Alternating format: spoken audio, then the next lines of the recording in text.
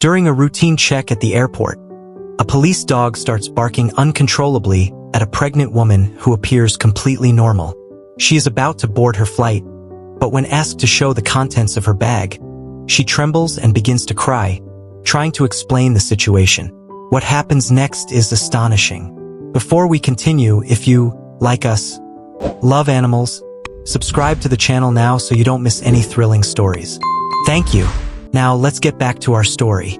The international airport buzzed with its usual frenetic energy that October morning. Diana Mendez nervously adjusted her dark sunglasses as she made her way to the security checkpoint.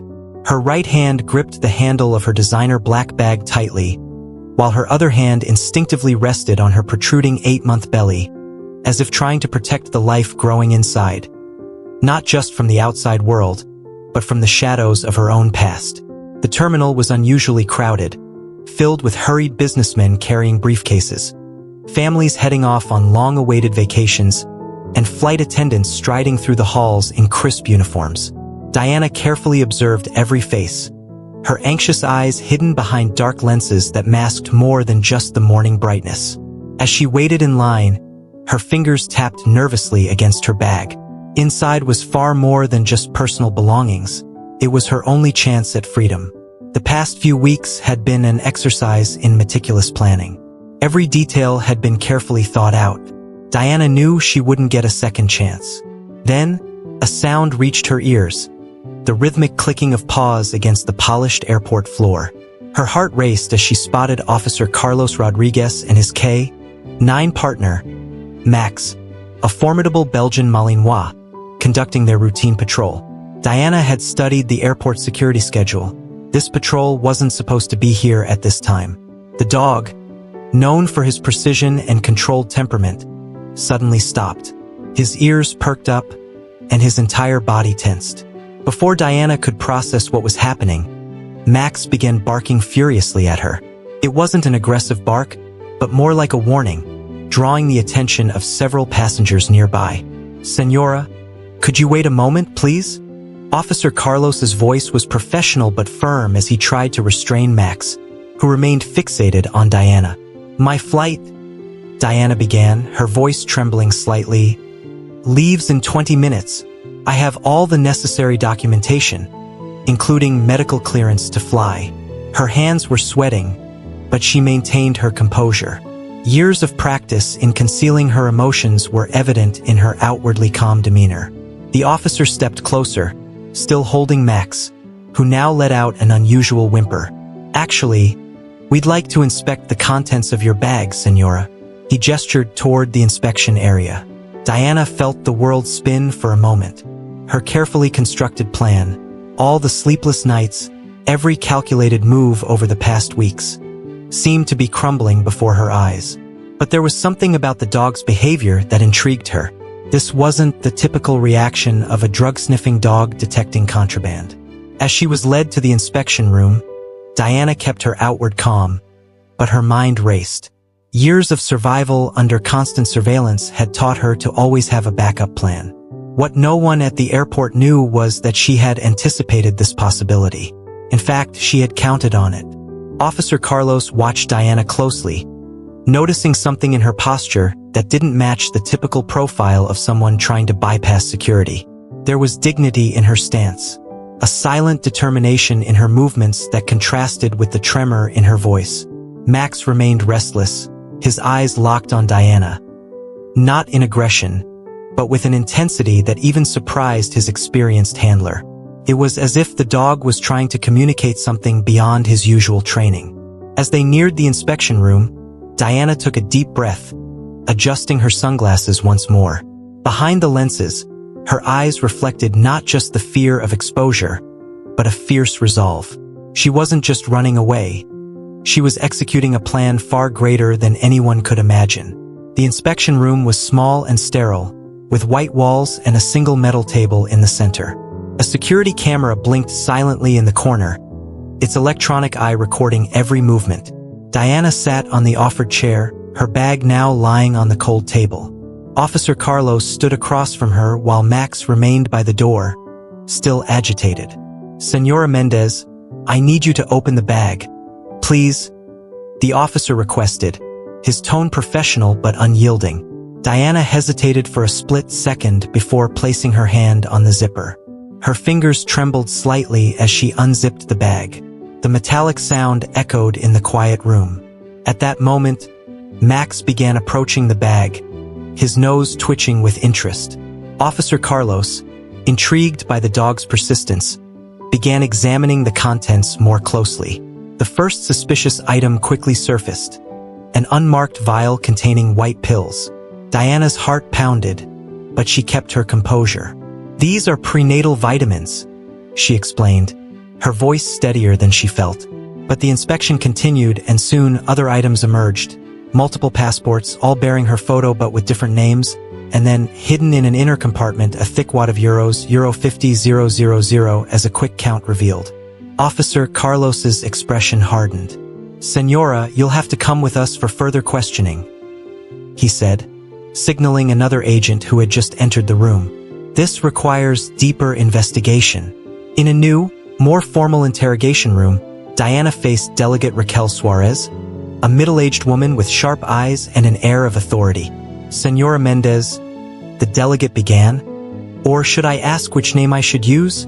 Diana slowly removed her sunglasses, revealing not just the bruises around her eyes but a gaze of ironclad resolve.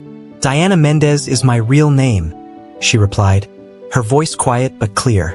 "The others were tools for survival." She took a deep breath.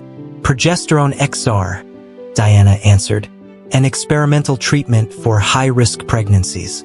Not yet approved in this country, but," she paused, exhaling sharply, "it's the only chance I have to carry this pregnancy to term. The others were lost." Her voice was laced with restrained pain. "All lost because my husband refuses to allow any medical treatment he doesn't personally endorse." The atmosphere in the room shifted subtly. Delegate Raquel leaned forward, her professional interest clearly piqued. "Senora Mendez, we need to understand exactly what's happening here. Smuggling medication and forged documents are serious crimes, but I have a feeling there's much more to this story." Diana settled into her chair, protectively placing a hand on her belly. Outside the room, Max remained restless, occasionally letting out quiet whines that eerily synced with Diana's moments of greatest tension. Diana leaned forward, lowering her voice. "Other women, other pregnant women, other victims." She paused, locking eyes with the delegate. "And when I tell you everything, you'll understand why I needed those passports and why 50,000 euros is a small price to pay for freedom." The silence in the interrogation room was broken by soft footsteps in the hallway. Delegate Raquel studied Diana carefully, processing her words. Outside, Max remained on guard, his eyes fixed on the door as if sensing something. "I've known Eduardo Valente for 5 years," Diana began, her voice detached. "He is everything a woman could want. Charming, successful, seemingly kind." Delegate Raquel's eyes widened slightly in recognition. "The newly appointed Secretary of Public Security," Diana confirmed, noticing her reaction. "My husband." She took a sharp breath. "The man who turned my life into a controlled nightmare." Her next words spilled out like a dam breaking. She described how Eduardo's controlling behavior had started subtly. Small suggestions about her clothes, comments about her friends, seemingly legitimate concerns about her health. The first pregnancy was when things began to change more drastically. Diana continued, her voice shaking slightly. "Eduardo insisted I only see doctors he approved of, only take medication he provided. When complications arose, he convinced me it was due to my own stress. The doctors," she let out a bitter laugh, "all of them seemed more concerned with pleasing Eduardo than actually helping me." She straightened in her chair, her eyes gleaming with anger and resolve. "Falsified records," she stated firmly. "Part of Eduardo's plan to discredit me in case I ever tried to escape. If you try to run, I'll make your current life seem like paradise compared to what comes next." Those were his exact words. She unconsciously touched the bruises on her face. "Other pregnancies," she went on, her voice firmer now, "all ended the same way. Mysterious complications, medications that were supposed to help but only made things worse. And after each loss, Eduardo was there, comforting in public, but at home, a commotion erupted in the hallway. Max began barking wildly, and through the door, agitated voices could be heard. Diana paled as she recognized one voice in particular. The interrogation room door swung open, revealing Eduardo Valente in all his grandeur, impeccably suited, exuding authority, flanked by 2 personal bodyguards. A man in an expensive suit, clearly a lawyer, held a folder of documents. Delegate Raquel stood, ready to intervene, but Eduardo was already presenting an official document, a court order demanding Diana's immediate release on grounds of mental instability. Diana remained motionless, her eyes fixed on a distant point as Max continued barking in the hallway, as if desperately trying to communicate something no one else could yet understand. Eduardo crossed the room with measured steps, every movement calculated to project the image of a concerned husband. He leaned down to kiss Diana's forehead, a gesture that seemed tender to observers, but his lips brushed her ear as he whispered, "You really thought you could escape me? So naive as always." His smile never wavered as he pulled back, but Diana felt the familiar chill down her spine. Delegate Raquel watched the interaction closely, noting how Diana subtly recoiled at her husband's touch. There was something in their dynamic that set off every professional alarm honed over 2 decades in law enforcement. Eduardo's lawyer stepped forward, opening his briefcase. "Delegate, if I may," he interjected smoothly, producing more documents. "As you can verify, Mrs. Valente has a documented history of erratic behavior during her pregnancies. All prior incidents were properly recorded and reviewed with due diligence." Eduardo adopted an expression of studied regret. "This is a delicate situation," he explained, his voice modulated to convey concern. "As you can imagine, I didn't wish to publicly disclose my wife's difficulties, but she needs professional help, not accusations." From the hallway, Max's barking continued, now interspersed with distressed whines. Officer Carlos tried to calm the dog, but there was something in the animal's behavior that deeply intrigued him. In all their years working together, he'd never seen Max act this way. "The medication found," Delegate Raquel pressed. "Progesterone XR isn't approved here," Diana interjected. At that moment, something unexpected happened. Max, finally breaking free from Officer Carlos's hold, burst into the room. But this time, his barking wasn't directed at Diana. The dog was focused on Eduardo. Officer Carlos tried to recall Max, but the dog was relentless, approaching Eduardo and insistently sniffing at his jacket pocket. Eduardo, regaining his composure, smiled indulgently. "No problem," he said, emptying his pockets. "I have nothing to hide." A heavy silence fell. Diana, for the first time since her husband's arrival, allowed herself a small smile.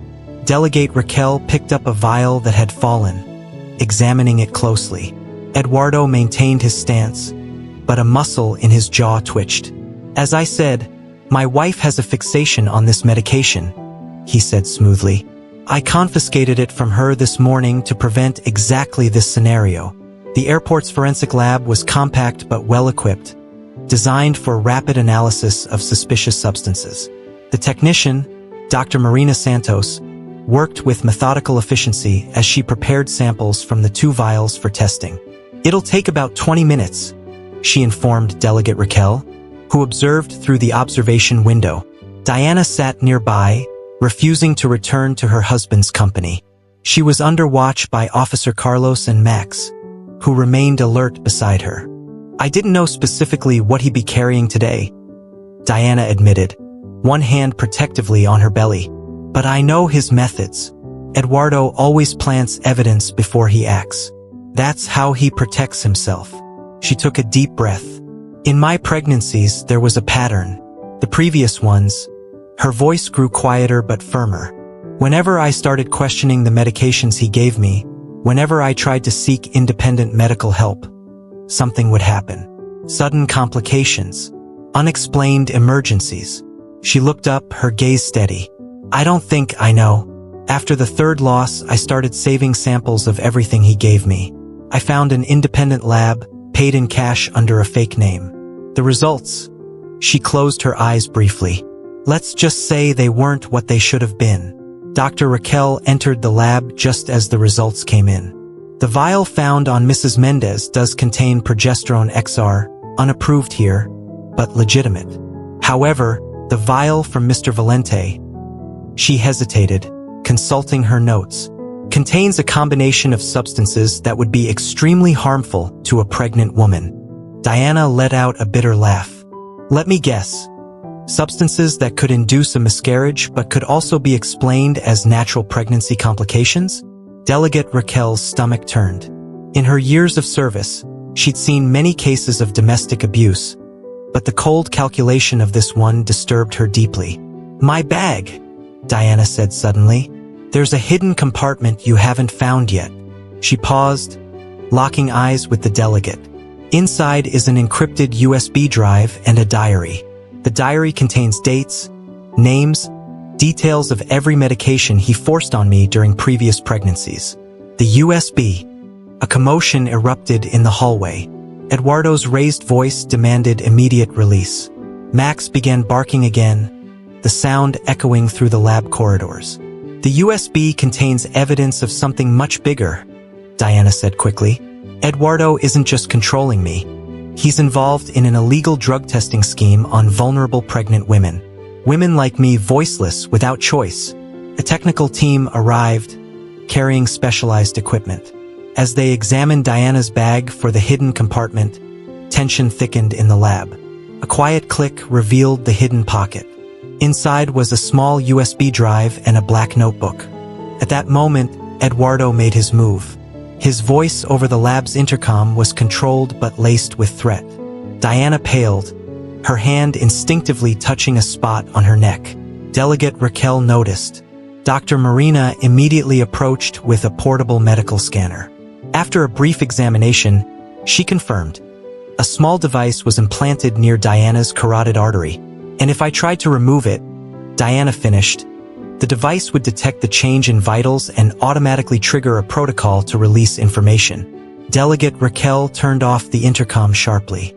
The technical team worked frantically to analyze the USB. According to the last timestamp we could recover, one technician reported, "We have about 8 hours before the next code input is required." Max, who had been calm for a while, suddenly began barking again. Officer Carlos, who had just entered the lab, looked concerned.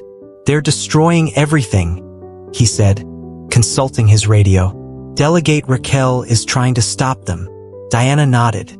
"The equipment for his special procedures, I assume." As the technical team worked to understand the implanted device, Delegate Raquel was urgently called to the airport parking lot. What she found in Eduardo's car trunk made her blood run cold. A locked medical case filled with surgical tools and meticulously organized vials. "This isn't standard hospital equipment," the forensic specialist noted. "Some of these tools appear modified for specific purposes." Back in the lab, the lead technician made a breakthrough. "I think we found something critical about the device." Diana nodded. "Eduardo always knew I'd try to escape. The device wasn't just to track me. It was designed to detect physiological fear signals. My fear of him," the technician confirmed. "If they could mimic Diana's vital patterns, they could trick the device into thinking she was still under control while safely removing it." Max's barking, amplified and modulated to a specific frequency, filled the room. After a tense moment, the device emitted a sharp beep and deactivated. But the victory was short-lived. Emergency evacuation sirens blared. Eduardo was creating a diversion, likely to destroy evidence or escape. "There's no time," Diana insisted. "That lab, there are other women involved. Records of all the victims. We can't let him erase everything." The central hospital was just 10 minutes from the airport. Delegate Raquel coordinated the operation by radio as their patrol car sped through morning traffic. In the hospital basement, forensic experts uncovered a hidden archive behind a false wall. Meticulously organized videos, documents, and medical records predating the official start of Project Genesis. Diana studied them with growing horror. Other clinics, other states. He was testing and refining the process long before he met me. Vulnerable women, Delegate Raquel realized. Desperate for help, willing to trust anyone who promised to save their babies. Diana nodded. Clara Oliveira, she said quietly, tears rolling down her face. She was in my support group. Her death was ruled natural complications. But the records told a different story. Notes on experimental procedures authorized by the husband. He's one of Eduardo's top associates, Diana said, mentioned in all my diary entries. Every consultation, every special treatment I received. The screens filled with documents detailing a vast network of unapproved drug trials on pregnant women. Eduardo was obsessed with control, Diana explained. But it wasn't just about dominating his test subjects.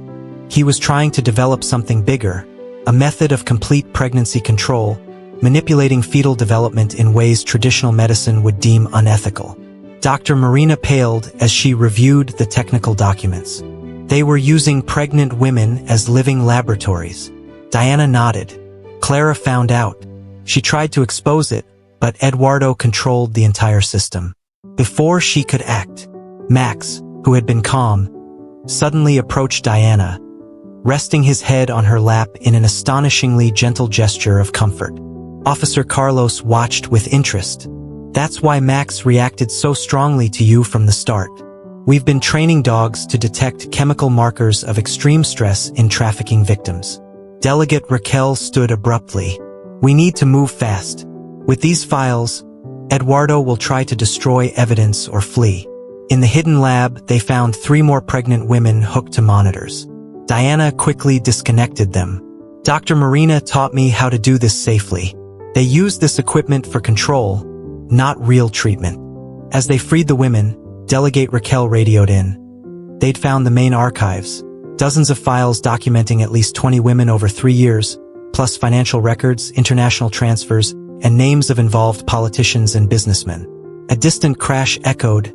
Eduardo was destroying evidence. Diana led them to an emergency exit, but they had to pass through the main lab wing first. With precise movements, she manipulated a hidden panel near a door, revealing a stash of USBs and a black notebook. A particularly loud crash shook the hallway, followed by shouting. Delegate Raquel's voice rang out. Federal police! Stop immediately! Diana signaled the group to stay put as she and Carlos cautiously approached the main lab entrance. The scene was chaos. Documents burning in metal bins, computers being smashed. At the center stood Eduardo Valente, still impeccably dressed, watching the destruction with a cold smile. Look, look, he said, spotting Diana. The runaway wife returns. And I see you've found our other study participants. Diana stepped forward. The evidence. Eduardo laughed humorlessly. You really think I wasn't prepared for this? Every document we're destroying has a perfectly legal explanation. Every procedure can be justified as approved experimental treatment. Your word, a woman with a documented history of mental instability against mine. At that moment, Max, who had quietly positioned himself, began barking. Not his usual alert, but an almost melodic sound. Hidden listening devices throughout the lab fell from the walls, their circuits overloaded by the amplified frequency of Max's barks. Eduardo's mask cracked. You stupid bitch! He screamed, lunging at Diana. You have no idea of the greater good we're achieving. The rescued women stood firm. We're not your lab rats anymore, the eldest said, her voice shaking but resolute. We're not your silent victims. Diana watched with a mix of emotions. 5 years of fear, control, loss, and pain were finally ending. Her hand rested on her belly, feeling the baby's strong kicks, as if the child, too, sensed the danger had passed. In an adjacent room, forensic experts uncovered a hidden archive behind a false wall. Video footage, documents, and medical records predating Project Genesis. Diana studied them with horror. Other clinics, other states. He was perfecting this long before he met me. Vulnerable women, Delegate Raquel realized. Desperate for help, willing to trust anyone who promised to save their babies. Diana nodded. Clara Oliveira, she said softly, tears in her eyes. She was in my support group. Her death was ruled natural complications. But the records showed otherwise. Notes on experimental procedures authorized by the husband. Max, still alert but calmer now, stayed by Diana's side like a silent guardian. Officer Carlos organized the preservation of surviving evidence, while Dr. Marina ensured the rescued women received immediate medical attention. 3 months later, Diana walked through the halls of the Federal K-9 unit, her steps light and confident, so different from the frightened woman who had crossed the airport that fateful morning. In her arms, she cradled Sophia, her 2-week-old daughter, healthy and strong. Max, now a constant presence in her life since the operation, approached gently, sniffing the baby before sitting protectively beside them. He was the first to see the truth, Diana said, stroking Max's head. The one who noticed what everyone else ignored. Delegate Raquel arrived holding a thick folder. The final reports are in. 18 underground clinics shut down across 6 countries. Over 200 women identified as victims. 43 arrests so far. Doctors, officials, businessmen, all denied bail. Max let out a soft whine, resting his head against Diana's leg. The pilot program that trained Max to detect trafficking victims has been expanded, Officer Carlos added. Now dogs nationwide are being trained to identify the chemical markers of chronic fear and extreme stress. Dr. Marina smiled. It's amazing how our most basic instincts can uncover truths society tries to hide. Diana looked down at Max, then at her daughter. The irony is, she mused, Eduardo always spoke of control, of power, but in the end, it was a simple bark that destroyed his carefully built empire. As if answering the question of what came next, Max shifted position, ensuring he was perfectly placed to protect both mother and child.